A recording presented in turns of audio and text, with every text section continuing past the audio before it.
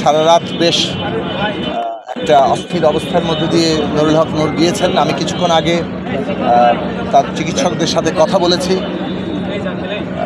তাঁরা বলেছেন যে রাতের বেলা তো খুবই অস্থির একটা অবস্থা গিয়েছে, কেননা তার শ্বাস প্রশ্বাসের সমস্যা হয়েছে, মাথায় ইনজুরি আছে, ডান চোখ বেশ গুরুতর আঘাতপ্রাপ্ত এবং সেই চোখ এখনও তিনি খুলতে পারছেন না।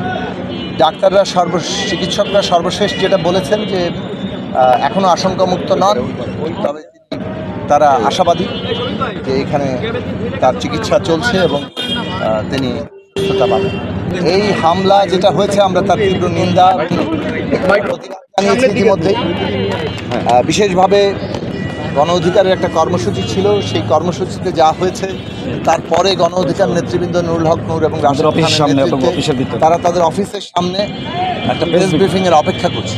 সেইখানে এসে কিভাবে পুলিশ এবং যুদ্ধবাহিনী এভাবে ধরনের হামলা করলো এবং সেই হামলার উদ্দেশ্য কী কিংবা কারা এই হামলার পিছনে দায়ী, সেটা অবিলম্বে তদন্ত করা দরকার এবং যথার্থ তদন্ত করা দরকার।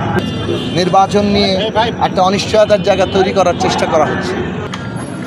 প্রথমে আমরা দেশবাসীর কাছেও দোয়া চাই যাতে এই অবস্থা থেকে নূর সহ যে নেতৃবৃন্দ যারা আহত হয়েছেন তারা আরোগ্য লাভ করেন।